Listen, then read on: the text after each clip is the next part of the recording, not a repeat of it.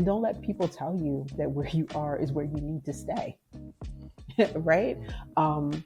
Because I want to see more than what I see now. I want to see that across the board. I want to see more Asian, more Hispanic. I want to see that because our communities that are in need are just not African American communities. And so representation across the board and mentorship is key across the board. We'll discuss race and how it plays a factor and how we didn't even talk about this topic because we were afraid. A Black Executive Perspective. Welcome to a Black Executive Perspective podcast, a safe space where we discuss all matters related to race, especially race in corporate America. I'm your host, Tony Tidbit. And I'm your co-host, Chris P. Reed. We always want to start out by giving a shout out to our partners at Code M Magazine. Code M Magazine, where their mission is saving the Black family by first saving the Black man. That is Code M Magazine, 2Ms.com. CodeMMagazine.com. Please check them out. Definitely check them out. And today, we want you to check out what we're going to talk about. So we're going to dive into the distinct challenges and victories experienced by women of color in the nonprofit world. Iris Ivana Grant, CEO of Genesee Group and president of FELAX, shares her personal story along with insights on the evolution of philanthropic strategies, the influence of entrepreneurship and social impact initiatives, and the crucial role of storytelling in affecting change. Before we go there, let me introduce to some and re-present to others Miss Iris Ivana Grant as the founder and CEO of the Genesee Group and serves as the president of the FELAX Media. The Genesee Group is a consulting firm dedicated to developing strategies and building ecosystems within the philanthropic sector, aimed at enhancing the impact of expansion of nonprofits and social entrepreneurship. Iris Ivana Grant, welcome back to a Black Executive Perspective podcast, madam. Thank you. It's good to be back. Definitely good to be back. So let's start where you are now. It's been a little while and we catching up, like old friends do.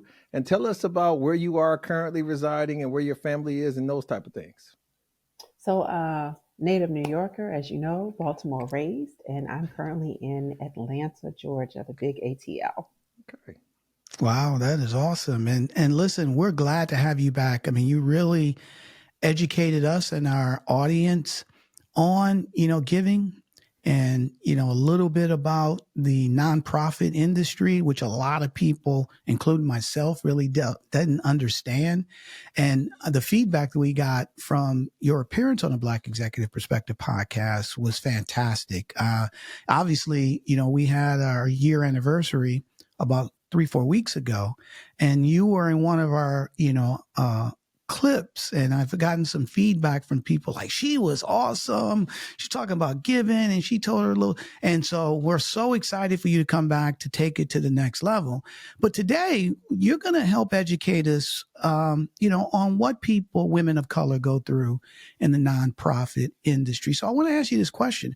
Why did you want to come back on the Black Executive Perspective podcast? Although you've had a lot of success the first time you're here, why did you want to come back and talk about this topic? Because I think there's so much to talk about, and I love having these authentic, open conversations with the two of you, and just the energy level. And there is so much to talk about and to share that people just may not really realize about what's happening in the industry. Well, listen, we're happy you're back. We're looking forward to diving in. So you ready to talk about it, my friend? Absolutely. All right. So let's jump in and talk about it. So obviously, like Tony said, you left a mark on us the last time we spoke, and you and I have had a chance to speak about some of the expansions of those ideas, which will come up in the future for our audience. But in this particular instance, I want you to talk about the journey to the nonprofit sector as a woman of color and how you came into it, how you saw the differentiation being a woman of color, and then how you migrated in that space. Yeah, it was an interesting journey to start because I myself was just exploring to see other options for myself. I started out in corporate, and there was something missing in it for me. And so when I moved over to the nonprofit sector, I really didn't have a clue. I took a temp job at a small nonprofit just to kind of get my feet wet to see, let me let me see what this is about. Let me see if I'm in the right space. Um, and so it was kind of a beautiful accident, right? A beautiful exploration of discovery of this young person who was coming out of one environment and trying to find something else, trying to find something meaningful that was fulfilling for me. Mm, mm. Now, you said, coming from something else into a new environment, right? So when you're Mhm. saying coming from something else, what was that something else? What was that? And tell us about the journey within that um, area before you hopped into nonprofit. Yeah, I worked in corporate. I worked for a medical institution of higher education and learning. Um, and there was just something missing for me. I don't think that I could explain it at that time. I think everybody that is in the nonprofit sector, if you're in the industry, there's some kind of passion, there's some kind of purpose that drives you. Not that it's not in corporate. I'm not Mhm. saying that, but it's a different kind of people mechanism, Mhm. right? You want to give and you want to explore, and so it wasn't that I didn't love the work that I was doing. I was actually doing fundraising without even realizing it. I was making sure some of the programs that we had, had funding, making sure, particularly when I worked for one institution, it was a hospital that was a teaching institution, and so I worked with a lot of physicists and I worked with a lot of our postdoctoral fellows who were actually being sponsored on visas, and so I was making sure that they had the visa sponsorship that they needed in order to work. And what inspired me about them is they were getting minimal paychecks for the research and the work that they were doing while they were learning. But I was inspired by the fact that they were sending their money home. They were taking care of families. They were here being sponsored, working and learning and educating, and minimizing the lifestyle that they could have to give back. And there was something about that triggered with me. And so I was living in Baltimore. I moved to Jacksonville, Florida, and had a job lined up in corporate. And there was something that I was like, man, I don't want to do this. This is just like going to be boring to go through that ladder. Um, and the requirements sometimes to go through the ladders, the hoops that you have to do, it just didn't, the whole capitalistic perspective for me 100% did not work by itself alone. And that's what caused my journey to kind of turn. At this point in time, you epitomize a strong woman of color in this philanthropic space. At the time when you were making this leap or this career change into this position or into this industry, was there anybody that you looked at as a mentor or a woman of color that could give the guiding principles to you? Or was this a landscape that didn't really embrace women of color as people to raise money or to put businesses on the right track philanthropically? Man, there were women of color um, in the industry. Hmm. I didn't know a lot of them. Okay. So there was a small number of us that I was able to engage with, but I didn't see any in the spaces that I wanted to be in terms of leadership. Okay. Um, and then the few that I did see, there was this antagonistic kind of fight because they had fought to get where they were. And so Mhm. there were rules, particularly in the South, there were Mhm. rules of engagement. And I didn't quite find the mentorship that I was looking for amongst other women of color at that time.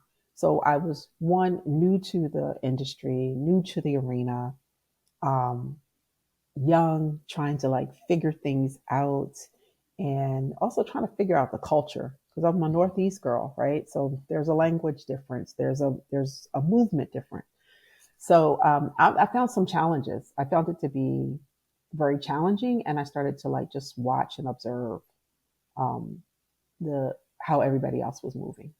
Mm. Give me one of your greatest challenges at that time, because obviously there was a small number of women of color that were at the leadership roles. So that meant the barrier of entry had to be kind of high. Give us a practical story of something that you experienced as a barrier of entry or an attempt to bar your entry into that space that you could share with the audience? It's time to rethink your protein. AgileLab's protein bars are crafted with high-quality protein, double the leucine, and enriched branched-chain amino acids, essential for optimal muscle recovery. Finally, a protein bar that works as hard as you do. So visit agilelabs.com and use the code BEP to get 20% off. That's agilelabs.com, promo code BEP. Ooh, wow, that's loaded, Chris. You always ask me the loaded questions. So not to downcast on anybody, but at that time, there was that competitive focus. Particularly, I was new to the South, so the code switching wasn't good, right? I'm a Northerner. We express things differently. We say things a little different. And so trying to navigate that space was challenging because they had fought to get to that space. And so they also were fighting to stay in that space, right? And sometimes when you're in an organization or with a particular company, I don't care whether it's nonprofit or for-profit, if you're trying to help elevate someone else, that's not always welcome and it's not always easy, right? And so you have to have self-preservation. So I think that was one of the challenges that I faced was I wasn't looking to compete.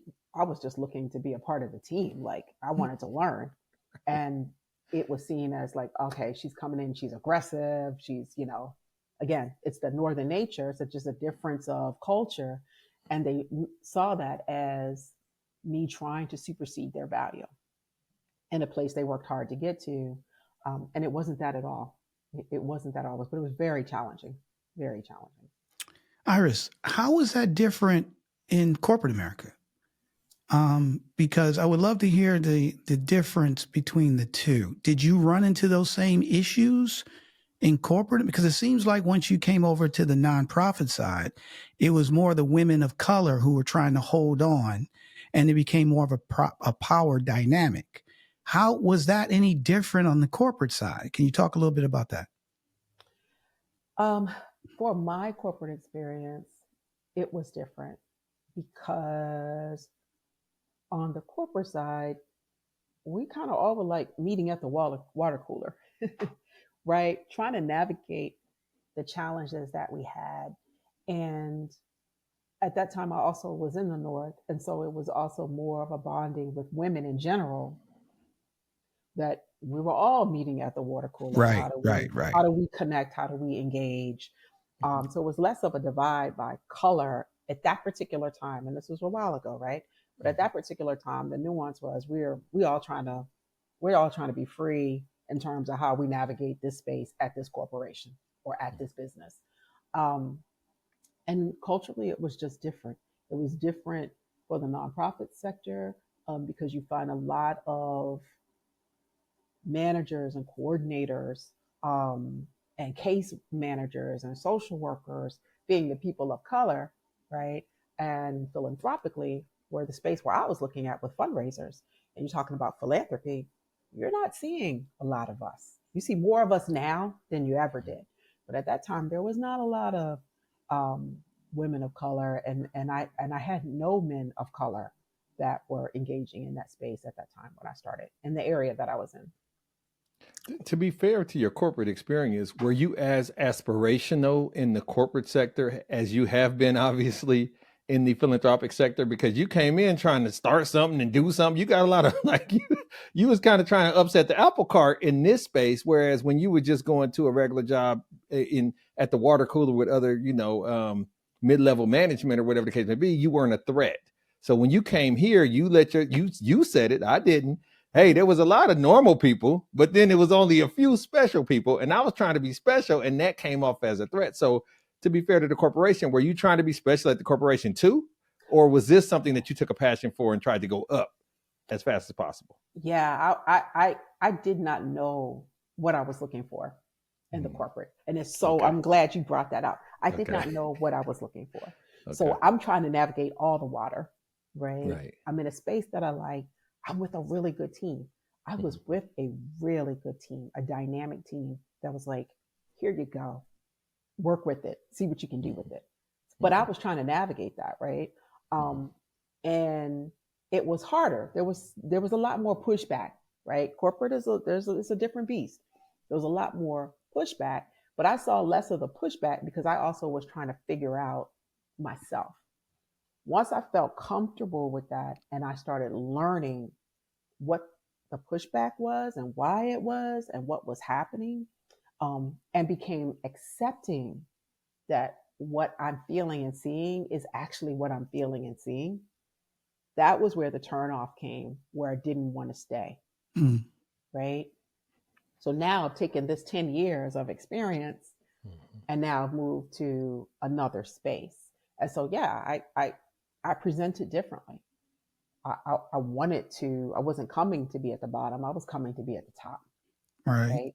And I'm coming with 10 years of experience that when you are in corporate, you do learn the rules of play and it doesn't leave you. So I went to nonprofit knowing the language, understanding the language and the movement of corporate, but being very open and knowing that nonprofit was different and learning how that was different. And so I think that that can become your level of comfort with yourself, and how you want to learn and move can become challenging to others. They can Right. see it as being aggressive when you're not really trying to be aggressive. You know, you said something a few minutes ago that caught my attention. I want to see if we can dive in a little bit deeper there. Okay. You know, when you made the transition, and I love the way you said it, you know, when I moved over, matter of fact, Chris just spoke a little bit about your motivation. Hey, I want to be at the top. I want to be something special. I want to be something different. Great. So now you move over. And then what you just got finished saying earlier is that, hey, when I moved over, the women of color, it was more of a battle, right? People had their elbows out trying to hold on. But you said, you know, when you talk about nonprofit and social working and case working, that's where you saw the majority of women of color, of people of color. But then when you went to the philanthropy side, you didn't see anybody, men or female of color. Can you talk a little bit about the dynamic there? Because just in my mind, the way I see that as on a lower level, in terms of social working, all those type things, you see people of color. Those are where the people who got their hand rolling their hands up. And I don't want to diminish philanthropy, but my point is, you're talking on the philanthropy side, you're going to corporations. You're going to, you know, you're trying to dive into big money. And it's a different dynamic. It's a different look versus knocking on the door of somebody's house from a social worker standpoint, or trying to raise money for the United Fund at a local level, right? Where you may see more people of color at those lower levels. Could you speak a little bit about that? Yeah, it's I think that it's reflective of just society as a whole, right? I think that it's also one of those black jobs that we I hear. wanted you to say it. Okay. That's why I positioned it that way, because Yeah, that's what I was thinking. Okay.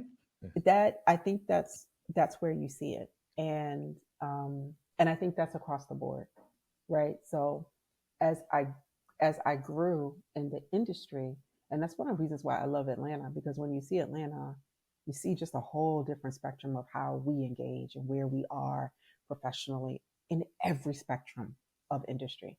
Um, but yeah, it was kind of challenging because uh, I wanted to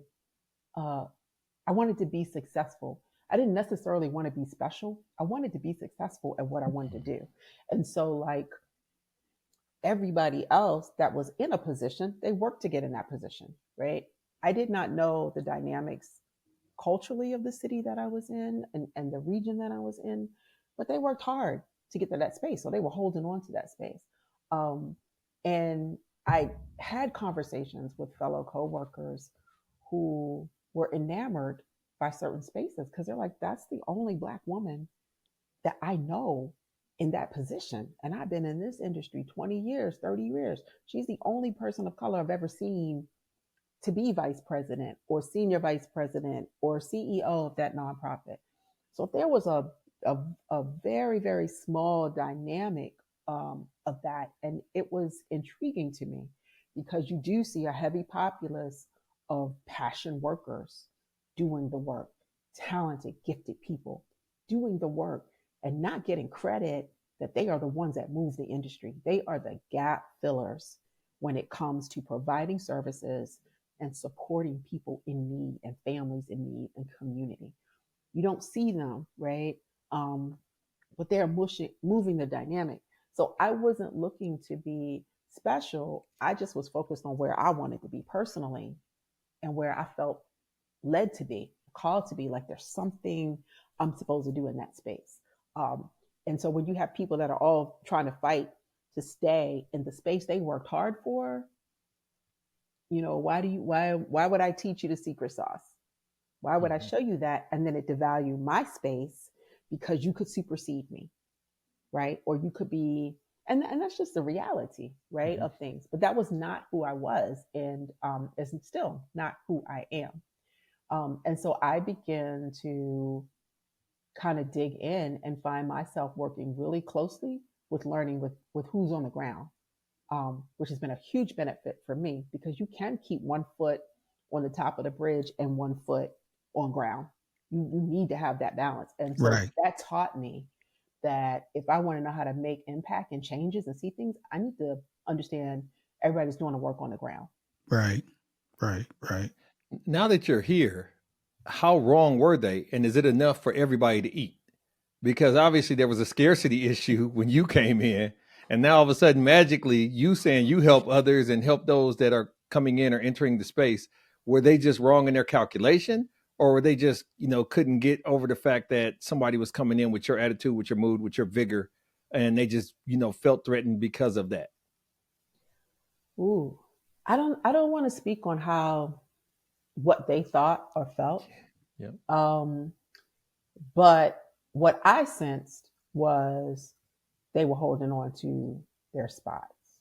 And some of them are still in those spots, right? They haven't moved. So, man, I just have the nature of, I just want to do more. I'm not where I want to be, and I want to keep moving. And so I don't think that it was not intentional. I think, the steps were very intentional, but I just didn't know how to navigate those things. And what I had to do was press past with how they saw me. And I started doing things that I had to apologize. It's that thing where you say, I'm going to do it now and apologize later. Right. I had to learn how to navigate because the blockers are real. So I had to learn how to navigate around the blockers, not see color, not see gender.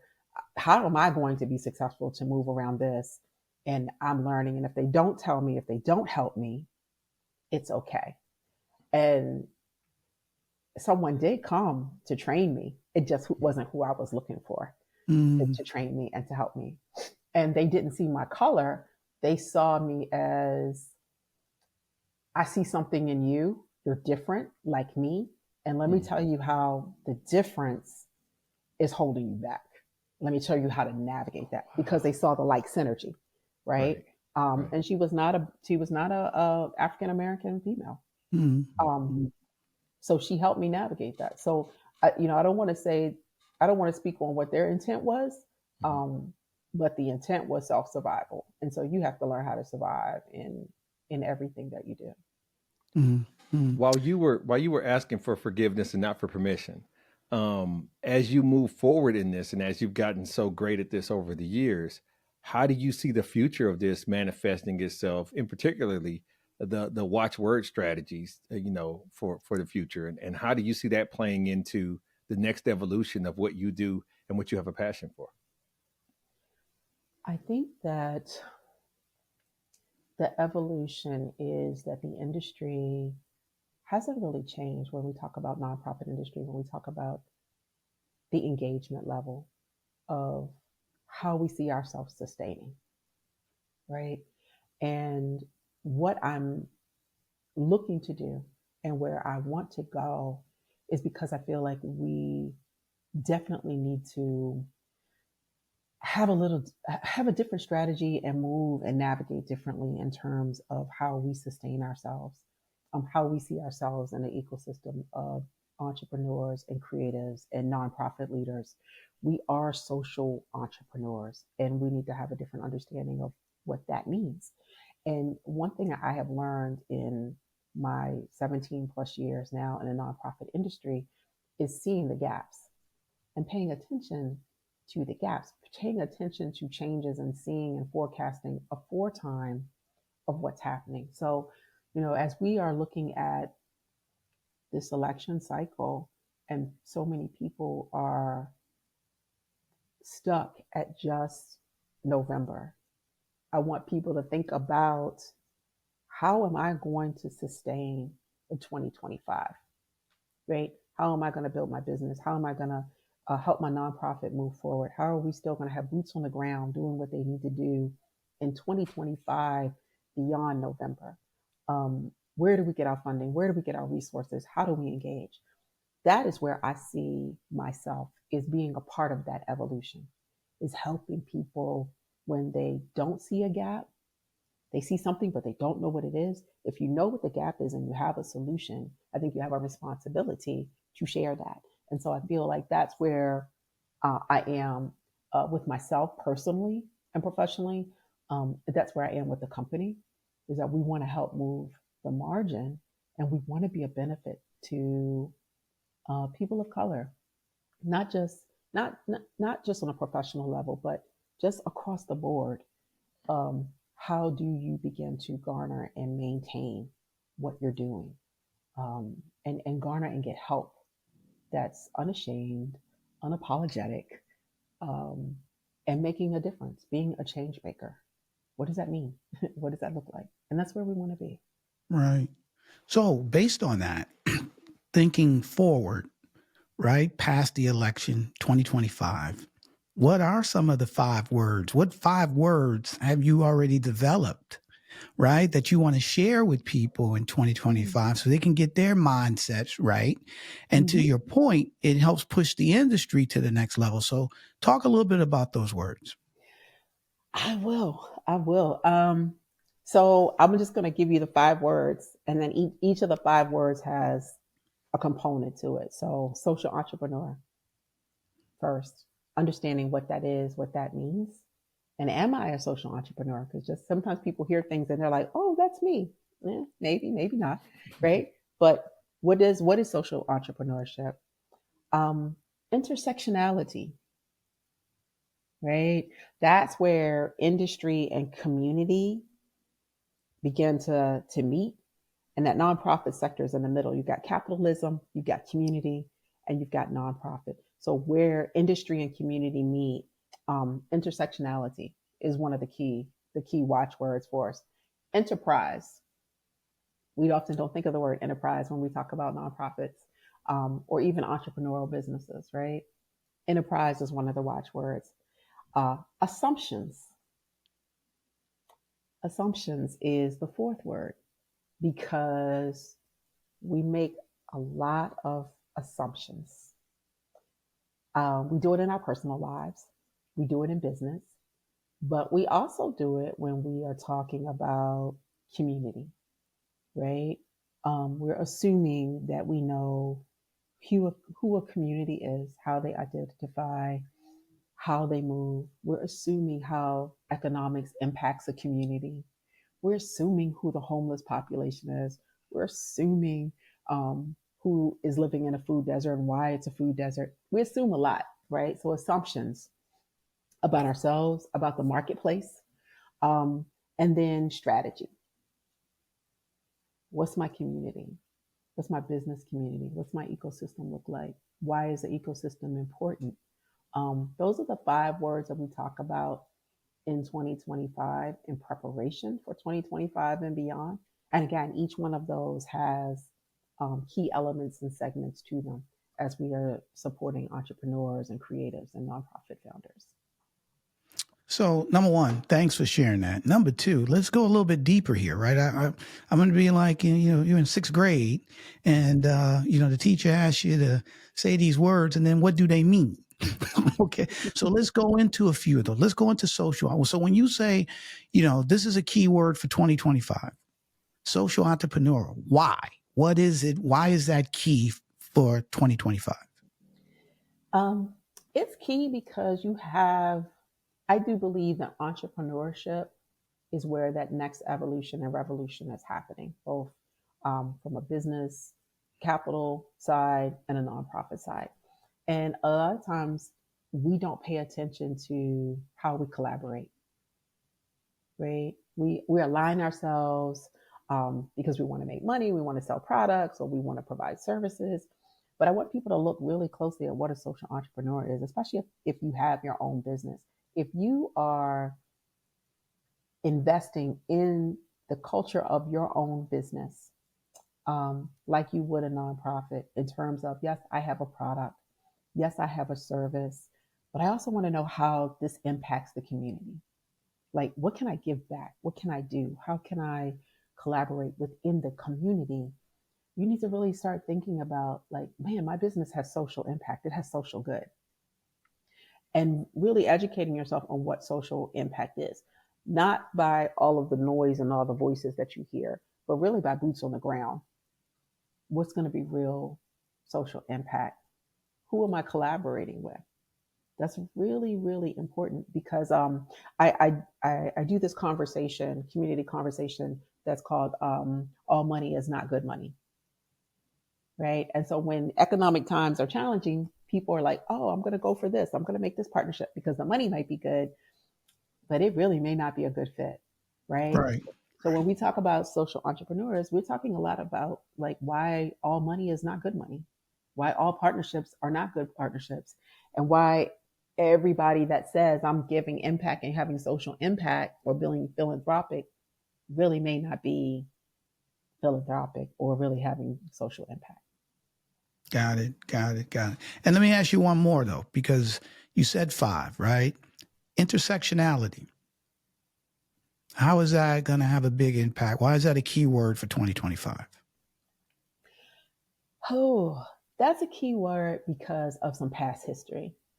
So when we came out of the pandemic and we had the horrifying experience of the murder of George Floyd, everybody gave.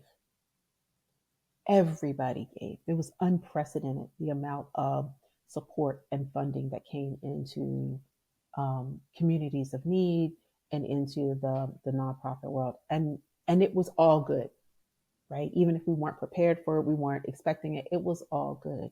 And you saw a lot of corporations sign on to say, I will do this and I will do that. And I'm going to do this and we're doing that. And now you're seeing who checked the boxes, who didn't check boxes, who was just doing it to check boxes. And you're also seeing who's actually walking away and pulling back because of the times, very different times that we're living in, right? We talk about the DEI space. We see how quickly that's being dismantled. So intersectionality is really now, if I'm accepting that I'm in social impact, that I'm having a social impact, that I want to be a social entrepreneur, or that I am that, how what I do and what I commit and what I engage in, how does that meet those communities that are not like mine? How does that intersect with those communities? And for people to pay attention that, you know, everything that glitters isn't gold. So paying attention to, did they just say they were doing that? Did they say they did it, but nobody held any accountability to them? That's what intersectionality is about, is looking at where does the rubber meet the road? Where do we all come to when we're meeting at the water cooler? And is this live or is it Memorex? Right? What are we really doing here? That's where the intersectionality comes in the strategies for 2025. So as you look at, obviously the mode or the motto is people over profit, but in the regard of the 5 things that you have listed as words or terms for 2025, none of them seem to be revolutionary or new ideas. Right. Why do you feel like they need to be reinvigorated at this time? Why is this time the time to reinvigorate these ideas or these words? What do you see dying quickly more than anything else? Man, that's such a good question. Because words matter. And so like I talk about return on investment, If you sit six people down at a table and they talk about return on investment, it's going to mean something different to every single person, and what they want in return for their investment is going to be different. And I think that we have to really start paying attention to words in a time where words are being thrown out, and statements are being thrown out, truths and untruths are being turned out, history is being rewritten. In those kinds of moments, we have to have the value on words. And so when I looked at these words, I saw that these words, I'm not going to say need to be redefined, but need to be evaluated based on what their true definition is, right? I like to go to Webster, Wikipedia, and the Urban Dictionary in conversations so that I know that whatever space you're talking from, that we're meeting on the same terms. And so these words to me were keywords that I felt that are being tossed around, and are being tossed around in ways to like mix up the salad bowl. And we're not really looking at lettuce and apples and oranges. We're just throwing all this stuff together in a bowl, and nobody has any clear direction of how am I really thinking about myself. And if we're talking about an evolution, you need to look at certain words and you need to really dive in to what that word represents, right? So if we're talking about enterprise, if we're talking about strategy, what does that mean? And you're talking about it in all of its different layers. We're not being top surface with it. We're really looking at who am I? How am I giving? Because the threat, as you asked, the threat that I see is that we are not sustainable. In the ways that we have been doing things, we're not sustainable. So how do we continue to ensure sustainability with the passion work that we want to do? We shouldn't, is the government going to be there to do that? Who knows? Are corporations going to be there to do that and give? Who knows? I'll tell you who will be there is the 70 to 75% of everyday individuals that give to the nonprofit sector, that volunteer, that commit monthly donations, that give food, that give clothing. Those are the people that we want to look at alignment with, because those people are going to be there. And so I want leaders to kind of redefine and reshape in their mind the way they're thinking about how we've always done things. Hmm. You know, you talked about the words being put in the salad bowl and mixed up, okay, which is great. But at the end of the day, you know, it's really about storytelling, okay? Mm-hmm. Because, you know, if you don't tell a good story and make it simple where people can, even though these words are something that's not new, but it's about understanding how they relate and how they can be relatable and be effective in terms of driving change and ideas. So talk about the power of storytelling, okay? If you got 5 words, I know you got a story that go along with them. You know, in this work, storytelling is so powerful. I think what we can do wrong is only telling the side of the story that we think pulls the heartstrings. Sometimes we have to really tell the facts, the data, the stats. And I think that you have to look at who's your target audience and what version of my story am I telling. It's great to talk about Johnny and the apple. I still remember it. I love it. I use And Johnny all the time, right? I'm going to help You're Johnny helping Johnny. Right. But then are we talking about, Miss Phyllis, who leaves her job and drives the bus to make sure after her work that Johnny gets to school? How are we looking at telling the story? Are we telling the story of gentrification, right? If we have a community that we're serving and gentrification happens, where are families being displaced? Are we telling that story? So I think that's where the assumptions come in, right? Because the audience is also assuming a lot. And I think we in the industry have the responsibility to look at the narrative and how are we changing the narrative? Not changing the narrative from the truth, but expanding it, making sure people know that as the community changes, as times change, we have to change with that. And how we provided a soup kitchen in this community now may not work because all those residents may have been moved out. So now we might need a mobile soup kitchen, right? So I think storytelling is super, super important. It will always be important in the work we do with social impact. But I think we also have to rethink how we're telling it, why we're telling it, when we're telling it. I'll share this as an example. I am not in agreement with a lot of things that I see on social media with people just throwing a camera in someone's face and saying, look at me give, right? So we're seeing an evolution of how things are done. And I think that we have to pay attention to the narrative because the story and the journey is important. Everybody has a story. Everybody has a journey and a pathway. And we can't make assumptions about when we meet them today, what that pathway or what that story is. Because I promise you, you will be surprised. You will be surprised. As a leader who would want to go to the well, where is the well to diminish these assumptions? Because education and information diminishes assumptions, right? And so before I just come up with these things, and maybe people with good intentions just aren't armed with the right information. Companies like yours can arm said individuals with that information, but is it just that simple, or is it contoured to each individual instance to where you have to kind of go get it tailored to your outcome? Because we talked about return on investment. You said sit around a table and everybody has a different interpretation of the return or the positive return that they have. Some people it's to make their heart warm. Some people it's to make their tax break better. Some people it's many different avenues to the ROI. And so how would I know as a leader, is it getting engaged with a company like yours to find out, to help them create a narrative or create a North Star as it relates to how they can impact their community the best? We certainly do that. And that's one of the things I think that is fun, that we love to do. Genesse is not about birthing something new. It's about taking what you have, right, and helping you reshape it so that it becomes something better, right? And so sometimes in the narrative, I don't think we show them anything different in the narrative. I think we show them different ways to how to look and analyze their narrative. So we like to show people how to fish because the reality is they are going to have all 6 different ROIs sitting at the table. How do you ask the right questions to get a truthful answer and to make those partnerships comfortable with sharing with you, you know what? We're really about the marketing and the branding. That's okay.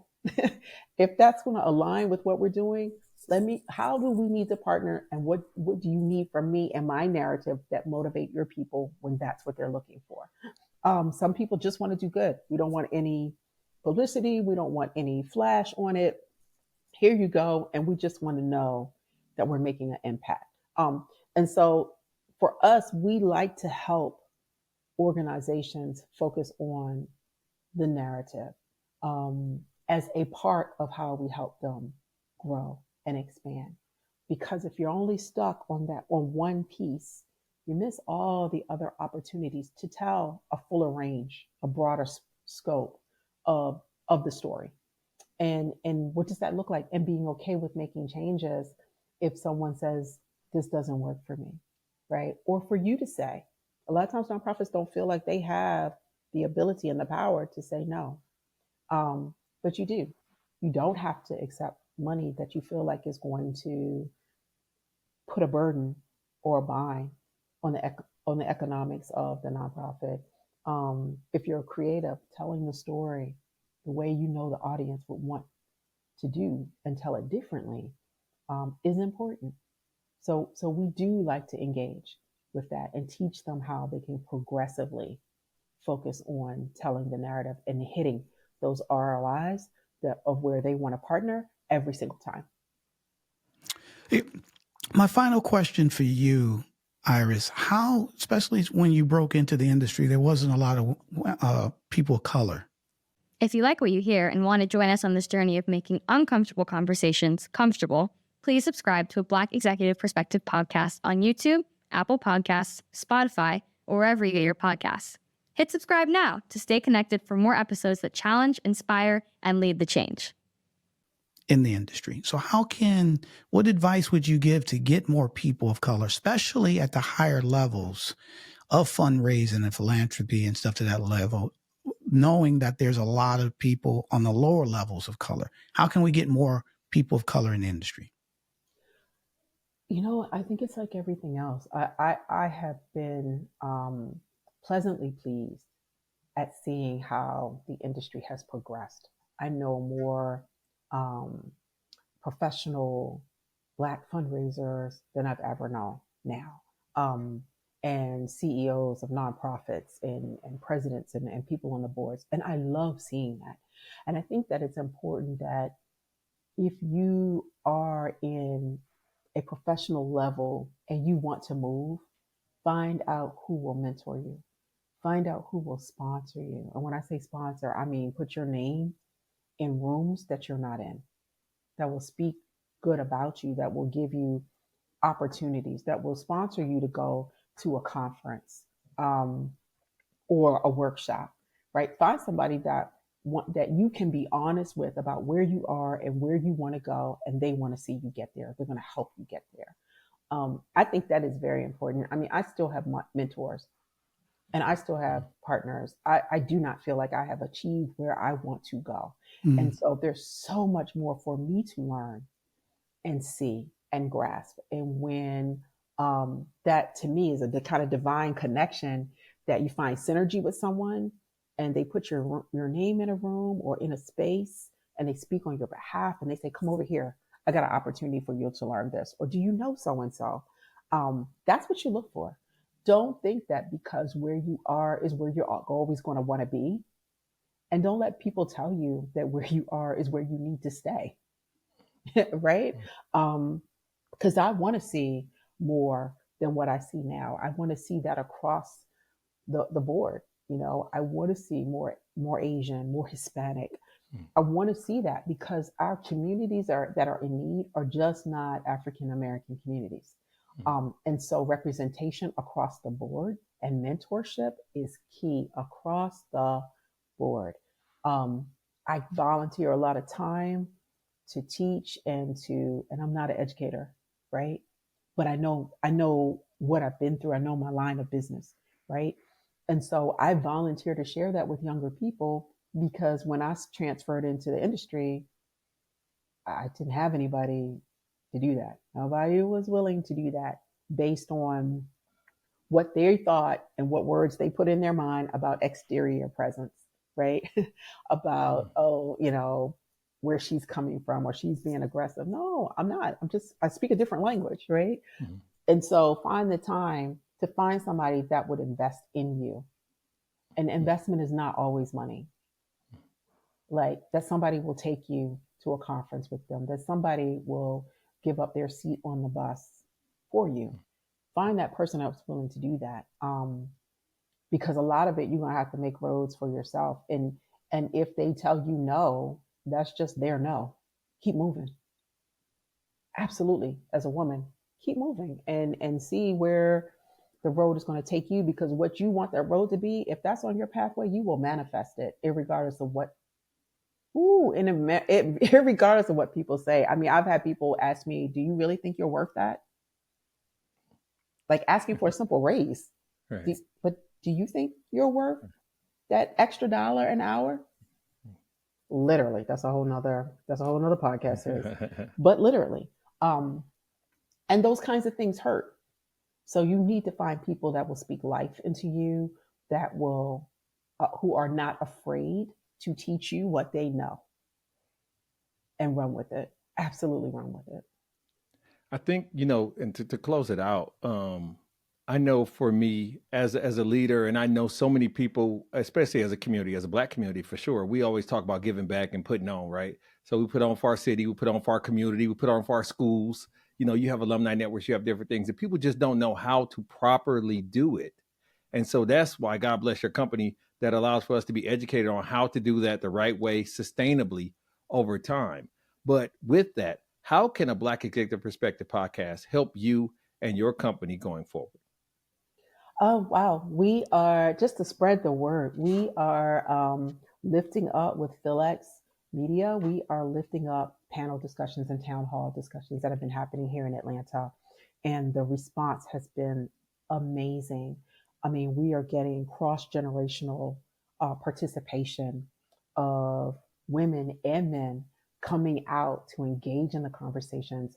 The information that we are giving is free. We're having unfiltered, uncensored conversations about being an entrepreneur, about being a nonprofit founder, about being a creative. How can we build sustainability in our businesses and in the work that we do? And so, yeah, no, we would love for people to begin to tune in. We filmed 3 episodes of those kind of town halls, and they'll be launching live soon for people to visibly participate on with YouTube. And we would love people to engage and listen and spread the word, because we want to take this on tour. And we're coming to a city near everybody in 2025. That is awesome. Do you have a URL you can share with us where people can go to learn more? Yes, and we're setting that up. We are actually redesigning our website, thegenesse.com. We're having that website redesigned to help lift that up. And pretty soon you will also see PhilX on YouTube. So just keep your eyes open, because we are in the process of building. And so as soon as that launches, we'll make the announcement, and we'll make sure that our BEP family has that. Well, that's awesome. We really appreciate it. More importantly, we appreciate you. Talking about a person of the word, you said your 5 words. I have one word, and I'll direct it at you, and that word is love. Okay. You have love in your heart. It's not fake. It's real. You're very passionate.